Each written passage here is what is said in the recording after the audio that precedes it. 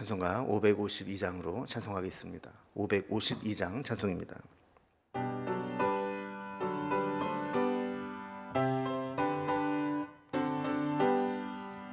아침 해가 돋을 때 만물 신선하여라. 나도 세상 지낼 때에 햇빛 되게 하소서. 주여 나를 도우사 세월호 송안고서. 어두운 세상 지낼 때 햇빛 되게 하소서.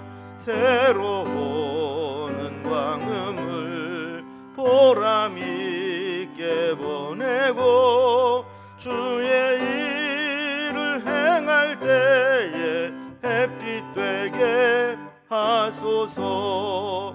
주여 나를 도우사 세월호 송안고서. 어두운 세상 지낼 때 햇빛 되게 하소서.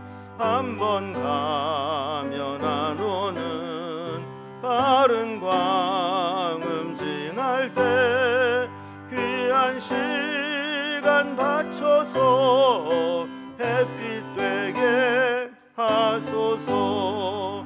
주여 나를 도우사 세월호 송안고서. 어두운 세상 지낼 때 햇빛 되게 하소서. 밤낮 주를 위하여 몸과 마음을 드리고 주의 사랑 나타내 햇빛 되게 하소서. 주여 나를 도우사 세월호 송안고서. 어두운 세상 지낼 때 햇빛 되게 하소서. 아멘. 아멘. 오늘 함께 나눌 하나님 말씀은 신약성경 데살로니가 후서 3장 1절에서 18절까지 말씀입니다. 데살로니가 후서 3장 1절에서 18절까지 신약성경 335면에 있습니다. 말씀을 제가 봉독하겠습니다. 끝으로 형제들아, 너희는 우리를 위하여 기도하기를, 주의 말씀이 너희 가운데서와 같이 퍼져나가 영광스럽게 되고 또한 우리를 부당하고 악한 사람들에게서 건지시옵소서 하라. 믿음은 모든 사람의 것이 아니니라. 주는 미쁘사 너희를 굳건하게 하시고 악한 자에게서 지키시리라. 너희에 대하여는 우리가 명한 것을 너희가 행하고 또 행할 줄을 우리가 주 안에서 확신하노니 주께서 너희 마음을 인도하여 하나님의 사랑과 그리스도의 인내에 들어가게 하시기를 원하노라. 형제들아, 우리 주 예수 그리스도의 이름으로 너희를 명하노니 게으르게 행하고 우리에게서 받은 전통대로 행하지 아니하는 모든 형제에게서 떠나라. 어떻게 우리를 본받아야 할지를 너희가 스스로 아나니 우리가 너희 가운데서 무질서하게 행하지 아니하며 누구에게서든지 음식을 값없이 먹지 않고 오직 수고하고 애써 주야로 일함은 너희 아무에게도 폐를 끼치지 아니하려 함이니 우리에게 권리가 없는 것이 아니요 오직 스스로 너희에게 본을 보여 우리를 본받게 하려 함이니라. 우리가 너희와 함께 있을 때에도 너희에게 명하기를 누구든지 일하기 싫어하거든 먹지도 말게 하라 하였더니 우리가 들은즉 너희 가운데 게으르게 행하여 도무지 일하지 아니하고 일을 만들기만 하는 자들이 있다 하니 이런 자들에게 우리가 명하고 주 예수 그리스도 안에서 권하기를 조용히 일하여 자기 양식을 먹으라 하노라. 형제들아, 너희는 선을 행하다가 낙심하지 말라. 누가 이 편지에 한 우리 말을 순종하지 아니하거든 그 사람을 지목하여 사귀지 말고 그로 하여금 부끄럽게 하라. 그러나 원수와 같이 생각하지 말고 형제 같이 권면하라. 평강의 주께서 친히 때마다 일마다 너희에게 평강을 주시고 주께서 너희 모든 사람과 함께 하시기를 원하노라. 나 바울은 친필로 문안하노니 이는 편지마다 표시로서 이렇게 쓰노라. 우리 주 예수 그리스도의 은혜가 너희 무리에게 있을지어다. 아멘. 잘못된 종말론은 잘못된 신앙생활로 이어지게 됩니다.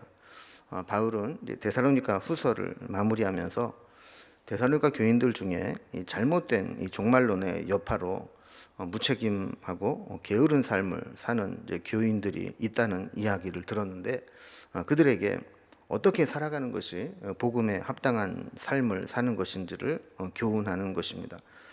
그리고 잘못된 삶을 계속 살아가는 자들이 있다면 엄히 권면하라고 말씀합니다. 신앙은 지식이나 말로가 아니라 우리의 삶으로 연결되고 증명되어야 하기 때문입니다. 바울은 먼저 기도 제목을 나눕니다. 복음을 전하는 바울 일행을 위해서 기도해 달라 부탁하고, 바울도 교회를 위해서 기도하겠다는 이야기를 나눕니다. 그리고 복음을 따라 사는 삶이 어떤 삶인지를 교훈하면서 자신이 어떻게 데살로니가 교회에서 사역을 했는지, 본을 보였는지 이야기합니다. 그러면서 임박한 종말론으로 재림을 기다리고 있으면서 무질서하게, 무책임하게, 또 게으르게 행하는 자들이 다른 지체들에게 폐를 끼치는 것들을 보면서 그런 자들을 책망할 것을 권면하죠. 그리고 마무리하면서 문안과 축복을 전합니다. 오늘 이제 본문 말씀을 내용별로, 단락별로 좀 구분을 해보면, 먼저 1절에서 5절까지는 기도 제목을 함께 나누는 바울의 모습이 나옵니다.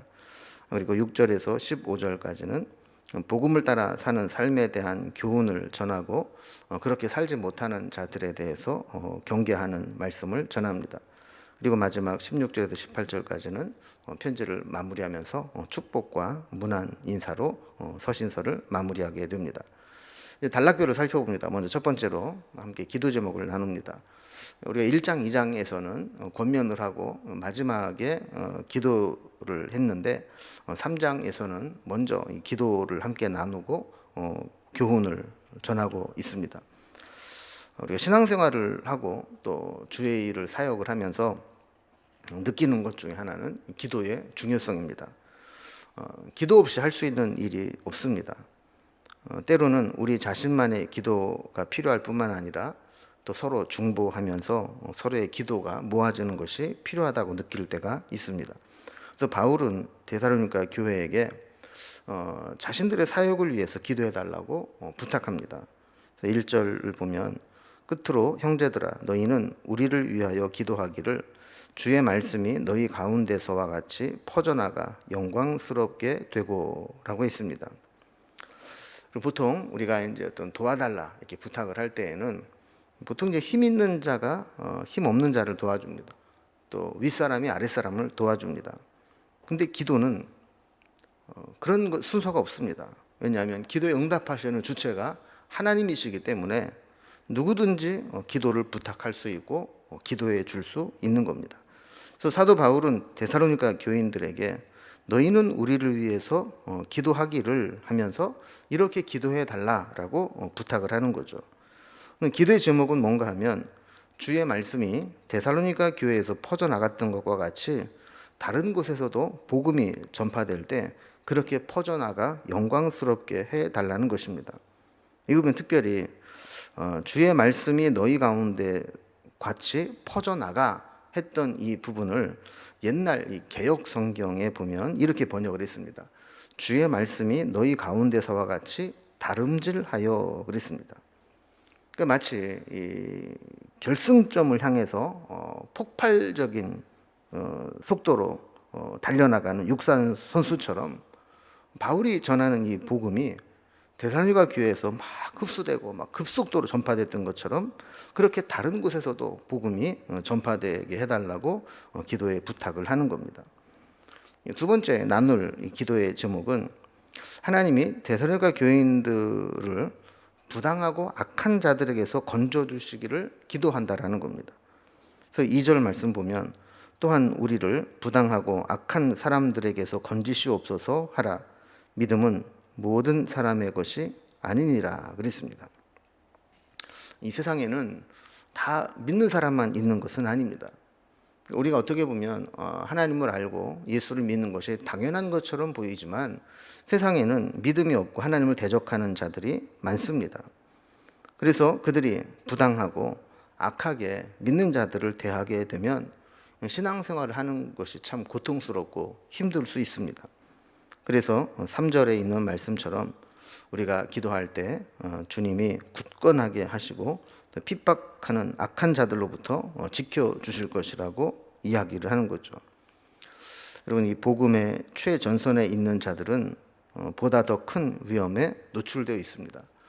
전쟁에서도 최전방에서 야전에서 막 싸우고 있는 사람들은 더 많은 생명의 위협을 느끼듯이 복음을 전하고 있는 최전선에 있는 자들은 더 큰 세상의 공격을 받게 되기 때문에 더 기도가 필요하고 더 은혜가 필요한 겁니다. 바울은 이 기도의 능력을 믿었습니다. 그래서 4절 말씀을 보면 이렇게 기도할 때 데살로니가 교인들이 바울이 가르친 대로 행할 줄을 주 안에서 확신한다 그랬습니다. 그러니까 어떤 핍박에도 굴하지 않고 데살로니가 교인들은 믿음을 지켜낼 것이라고 이야기하는 거죠. 기도했기 때문에 이런 자신감이 생기는 겁니다. 그래서 교회가 치열한 영적 전투 속에 있지만 5절 말씀을 보면 결국 하나님이 하나님의 사랑과 또 그리스도의 인내로 들어가도록 인도하실 것이라고 기원을 하는 것입니다. 그래서 바울은 바울대로 복음의 최전선에서 복음을 전할 때 마치 다름질하는 것처럼 말씀이 퍼져나가게 해달라고 기도 부탁을 했고, 또 지금 환난과 고난 가운데 있는 데살로니가 교인들을 향해서는 부당하고 악한 자들로부터 건져 달라고 기도를 함께 나누었던 것이죠.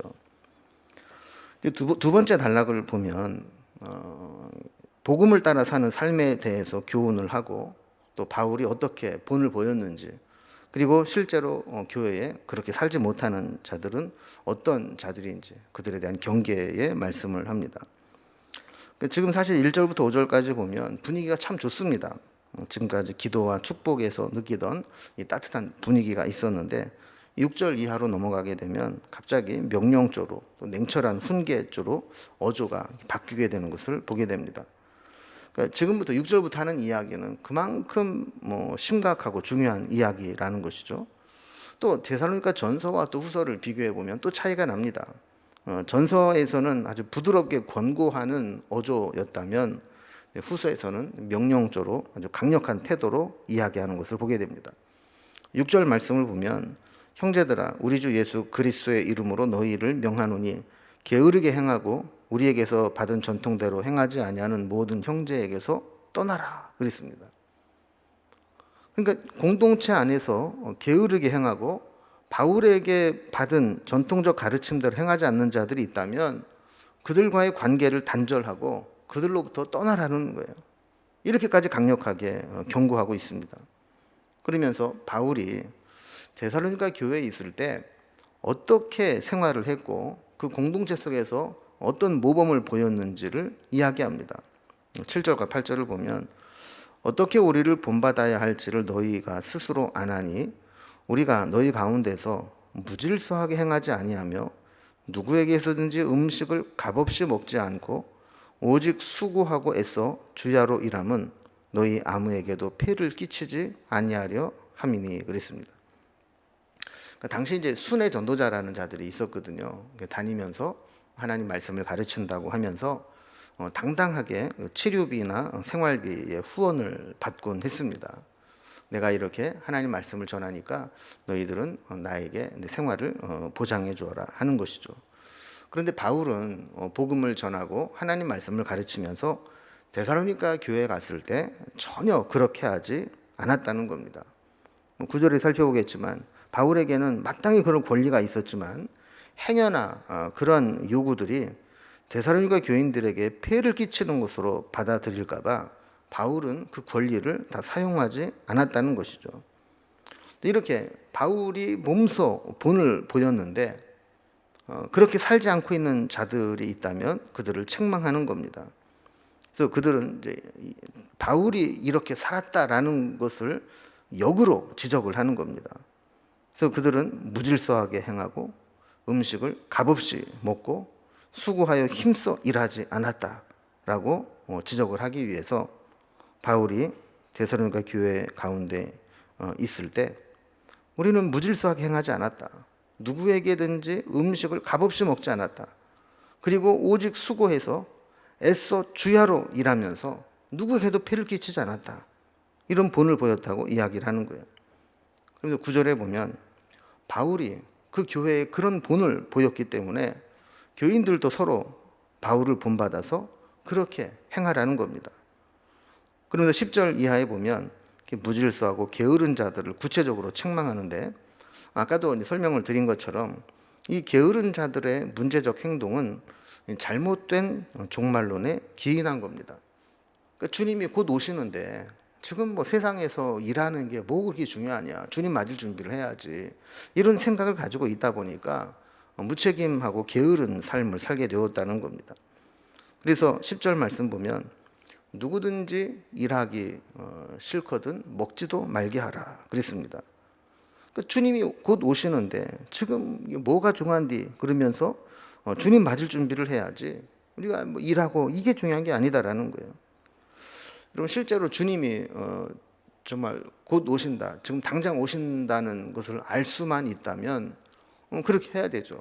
그러나 우리는 누구도 주님이 오시는 시와 때를, 날짜를 알 수가 없습니다. 그렇기 때문에 우리는 주님이 오시는 그날까지 늘 일상 속에서 최선을 다하며 살아가야 되는 것이죠.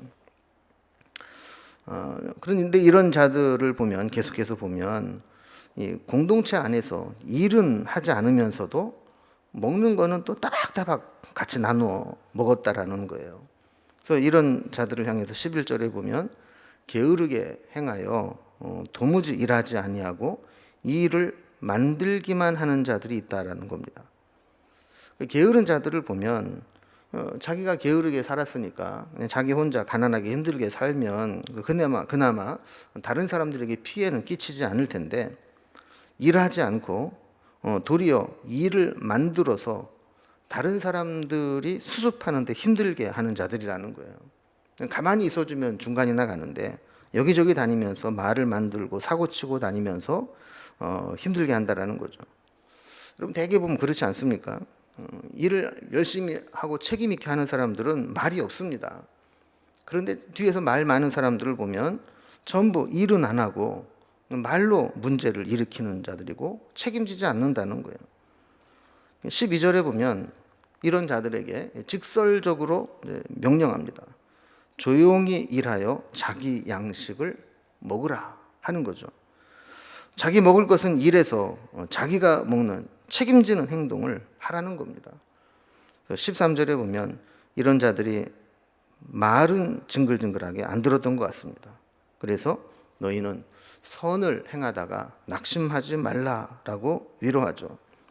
그러니까 주변에 이렇게 일만 만들고 사고만 치고 자꾸 말만 하는 사람들, 이런 사람들이 있다 보면 그런 사람들이 사고 친 것을 뒤수습하는 게 힘듭니다. 아무리 권면을 해도 말을 듣지 않으니까 이야기를 하다가 낙심합니다. 그런데 선한 일을 행했다면 낙심하지 말라라고 이야기를 합니다. 그리고 이제 14절을 보면 이제 정말 강하게 명령을 합니다. 14절에 보면 그렇게 순종하지 않는 자들에 대해서는 그 사람을 지목해서 사귀지도 말고 그로 하여금 부끄러움을 느끼도록 따끔하게 공개적으로 지적을 하고 선을 그으라는 겁니다. 그 정도로 이렇게 일만 만드는 자들, 게으른 자들, 잘못된 종말론으로 폐를 끼치는 사람들은 공동체에서 해로운 존재라는 것이죠. 자, 그런데 바울은 그렇게 강력하게 이야기를 하지만 또 그들에 대해서 또 쉽게 포기하지 못합니다. 그들에 대한 소망을 완전히 끊어버리지 못하고 또 한 발짝 물러서서 이야기를 합니다. 15절에 보면 그러나 원수와 같이 생각하지 말고 형제같이 권면하라. 톤을 좀 낮추죠. 그러니까 그들이 혹시라도 깨닫고 늦게라도 깨닫고 돌이킬 수 있으니까 그들에 대한 기대를 완전히 저버리지는 않는 겁니다. 자, 전반적으로는 이렇게 일하지 않고 잘못된 임박한 종말론으로 일을 만드는 자들에서 경계를 하고 있습니다. 그러면서 이제 마지막 세 번째 단락을 보면 데살로니가 교인들을 향해서 축복과 문안을 나눕니다.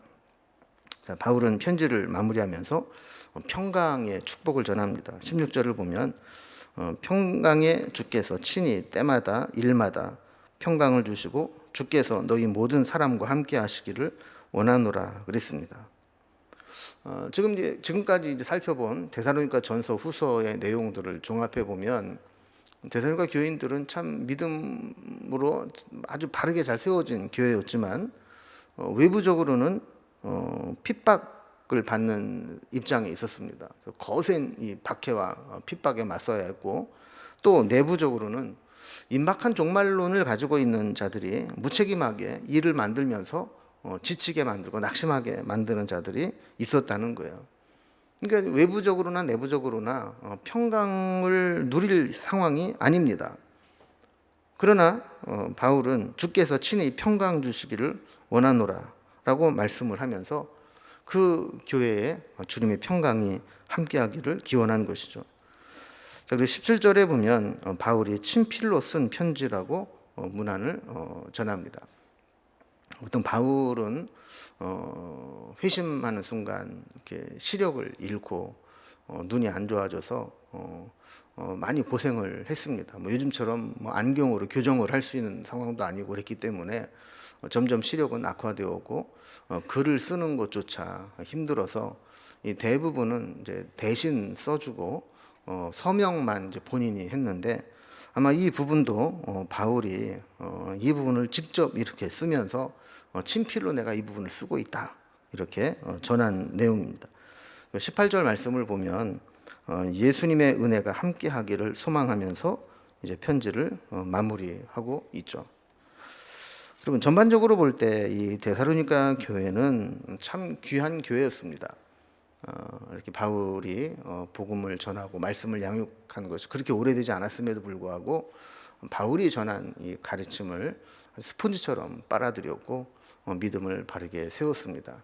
일부분 이렇게 잘못된 종말 사상으로 인해서 이렇게 잘못된 삶을 사는 자들이 있긴 했지만 그들을 제외하면 참 귀한 신앙을 가졌던 것을 보게 됩니다.